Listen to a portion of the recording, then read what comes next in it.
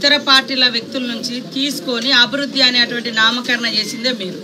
ఇవాళ ఇక్కడ పోయినటువంటి ఇవాళ భద్రాచలం ఎమ్మెల్యే మీద విమర్శలు చేసేటువంటి ఈ బూర్గంపాడు మన పినపాక మాజీ ఎమ్మెల్యే గారు ఇవాళ కాంగ్రెసే ఉండదు అని కాంగ్రెస్ తల్లి పాలు దాగి నువ్వెవరో అడ్రస్ లేదు 2 సార్లు గెలిపిస్తే ఏం మాట్లాడండి ఆయన? చెన్నై లాగా అయిపోతుంది కాంగ్రెస్, చెన్నైలో ఎట్లా పార్టీ అయిపోయిందో అయిపోయింది. ఇప్పుడు అధికారంలోకి వచ్చినాం కాబట్టి తట్టుకోలేక రకరకాల విమర్శలు చేస్తున్నారు. వీళ్ళు పోయేటప్పుడేమో మేము అభివృద్ధి కోసమే పోయినామని చెప్పారు. నేను ఆ రోజు కూడా అన్నా, అంటే అభివృద్ధి కోసమే పోయినామని చెప్పేటోళ్ళు రేపు మా పార్టీ కూడా అధికారంలోకి వస్తే మళ్ళీ అభివృద్ధి కోసం ఇటు వస్తారా అని. కాబట్టి వాళ్ళు చేస్తేనేమో నీతి అంట, ఇతరులు చేస్తేనేమో రోత అంట. కాబట్టి ఇట్లాంటి మాటలు మానుకోండి. ఇవాళ భద్రాచలం ఎమ్మెల్యే ఏదైతే వెంకట్రావు గారిని విమర్శించే ముందు నువ్వు వాళ్ళ అత్యాశపడిపోయినావు, పోయి ప్రజల చేత భంగపాటు అయింది. ఇంకొక ఎమ్మెల్యే కూడా మా ఆత్రం సక్కును తీసుకొని కనీసం టిక్కెట్ కూడా ఇవ్వలేదు. ఆయన ఒక సీనియర్గా ఉండే.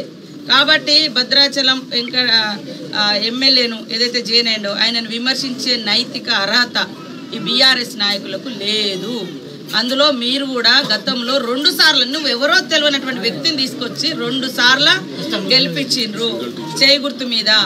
అదే వెంకట్రావు గారు గతంలో ఎంపీగా పోటీ చేసిండు, ఎమ్మెల్యేగా పోటీ చేసిండు, ప్రజల మధ్య ఉన్నాడు, ఎమ్మెల్యేగా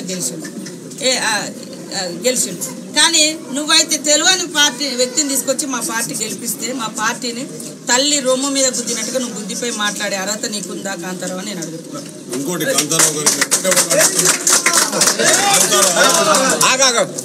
కాంతారావు గారు కాంగ్రెస్ పార్టీ కట్టించిన ఆఫీసుకు బీఆర్ఎస్ ఆఫీస్ అని పెట్టుకున్నాడు. ఇవాళ ఆ సిగ్గుండాలి. 10 సంవత్సరాలు కాంగ్రెస్ ఆఫీసులో ఉంటూ కాంగ్రెస్ ఇంట్లో ఉంటూ ఇది బీఆర్ఎస్ అని బోర్డు పెట్టుకున్నంత మాత్రాన అది బీఆర్ఎస్ పార్టీ ఆఫీస్ కాదు, అది కాంగ్రెస్ పార్టీ ఆఫీసు. అది ముందు తెలుసుకోమను. లోగడ నువ్వు ఎక్కడి నుంచి వచ్చినావు, నీది ఏబిసిడి ఏంది, బేసిక్ పే ఏంటిది అని తెలుసుకుంటే ఆయనకే వదిలేసినాం మేము.